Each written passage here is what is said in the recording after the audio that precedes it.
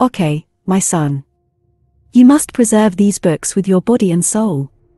They contain the history of our entire people and also of our ancestors. Last year, together with you and your mother, I managed to save them from the flood. However, they had become wet and would eventually decay. To prevent their loss, I transcribed them onto foreign paper. When you inherit these writings, you'll also have to transcribe them.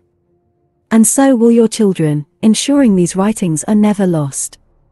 Written in Leeuwarden, 3,449 years after Atlant sank, according to the Christian dating, the year 1256.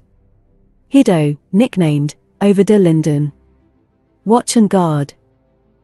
Dear heirs, on behalf of our dear ancestors and our beloved freedom, I pray to you 1,000 times. Oh, dear, never let the eyes of a monk see these writings. They speak sweet words, yet subtly undermine everything that makes us Frisian. They collude with foreign kings to gain rich rewards.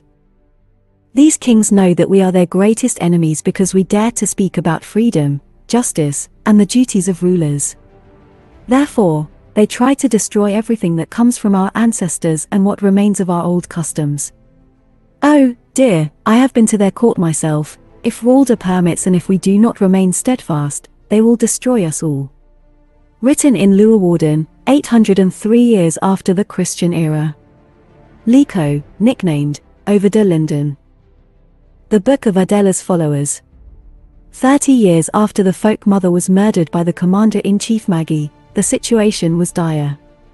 All territories across the Weser had been separated from us and came under Maggie's rule. It seemed he would become powerful over the entire land. To ward off this disaster, a general assembly was convened. There, all men respected by the maidens, priestesses, had gathered. But after more than 3 days, the entire council of the Go was perplexed. Everything remained just as it was upon their arrival. Then, finally, Adela asked for the floor and said, "You all know that I was a Bergtmagd for 3 years. You also know that I was chosen as the folk mother, but I did not want that position because I wanted Apol as my husband. But what you do not know is that I have investigated all events as if I truly were the folk mother. I have been constantly on the move and observed everything. Therefore, many things have become clear to me that others do not know. Yesterday, you all said that our relatives across the Weser were tame and cowardly. But I can tell you that Maggie did not take a single village from them by force but solely through cunning intrigues, and even more through the greed of the dukes and nobles. Friar said, we must not allow unfree people among us. But what have they done? They have imitated our enemies. Instead of killing or freeing their captives, they disregarded Friar's advice and made them slaves.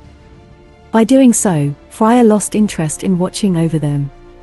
They took away the freedom of others, and that is the reason they lost their own freedom. But you all know that too. I want to tell you how they slowly sank so deep. The Finnish women had children, who grew up alongside our free children. Sometimes, they played together in the courtyard, listening to the licentious tales of the Finns because they were so entertaining and new. Consequently, despite their parents' authority, they became estranged from their Frisian identity. As the children grew older and observed that the Finnish children were not allowed to carry weapons and were only supposed to work, they developed a dislike for work and became arrogant. The masters and their bravest sons indulged in the arms of licentious Finnish girls. And their own daughters, influenced by this bad example, were seduced by the handsomest boys of the Finns, to the mockery of their corrupted parents. When Maggie realized this, he took the finest of his Finns and Magyars and promised them cows with golden horns if they were captured by our people to spread his teachings. But his people did more.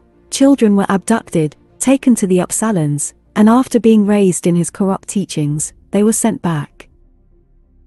When these apparent slaves mastered our language, they approached the dukes and nobles and said that they should submit to Maggie. Then their sons could succeed them without being chosen by the people. To those who had already achieved through their good deeds, they promised even more benefits. Those who already had advantages were promised more, and those who had much were given an entire state. If parents held too strongly to Friar's teachings, their sons turned away from them and chose the path of their corruption. Yesterday, some among you wanted the whole people to come together to compel the eastern states back to their duty. But in my simple opinion, that would end poorly. Imagine, a severe lung disease is raging among the cattle and it still persists. Would you then place your healthy cattle among their sick ones? Of course not. If everyone agrees that the livestock would fare badly, who would be so foolish as to expose their children to a people entirely corrupted? If I may give advice, I would recommend choosing a new folk mother in the first place. I know this is a difficult issue because of the 13 remaining Bergtmagden, 8 strive for that position, but I wouldn't pay too much attention to that. Tunsha, the maiden in the Bergtmagdsblick, never aspired to that, yet she is someone with knowledge and clear insight. She stands just as strong for her people and our traditions as all others combined. Furthermore, I would recommend going to the castles and writing down all the laws of friars' text there, as well as all histories and everything found on the walls, so that nothing is lost, and the castles are not destroyed. There it is written, the mother and each Bergtmagd shall have helpers and envoys, 21 maidens, and 7 apprentices. If I may add something to that, then I would write that there should also be many honorable daughters to learn, just as there may be in the castles. Because I tell you honestly, if you want true children of Friar, never to be conquered, neither by cunning nor by weapons, then you must ensure that your daughters become true Friar women. We must teach the children how great our land once was, how marvelous our ancestors were, and how great we still are if we do not compare ourselves to others. We must tell them about the sea heroes and their heroic deeds, also about the distant sea voyages. These stories must be told by the hearth, in the courtyard, and wherever else, both in joy and sorrow. But if it must be steadfast in their minds and hearts, then all lessons must flow from the lips of your women and daughters. Adela's advice has been followed. These are the Gravetmen under whose authority this book was made. Apol, the husband of Adela. He has been king at sea 3 times and is now the Gravetman of Friesland, and the Linda-orden. The castles Liedgarda, Linderhem, and Stavia fall under his responsibility. The Sax-Manstoro, the husband of Sisha, is the Gravetman of the Hoogvenen and Woeden. 9 times he has been chosen as a duke, that is, as a lord. The castles Buda and Manigardaforda fall under his care. Abello, the husband of Jaltia, is the Gravetman of the southern Fly lands. 4 times he has been a lord. The castles Aachen, Ludberg, and Katzberg are under his responsibility. Enoch, the husband of Diarc, is the Gravetman of West-Vleeland and Texland. 9 times he has been chosen as sea king. Warraberg, Medisblick, Foana, and Friersberg fall under his responsibility. Thop, the husband of Dunroos, is the Gravetman of the 7 islands. 5 times he has been king at sea. The castle Walhalagara falls under his responsibility.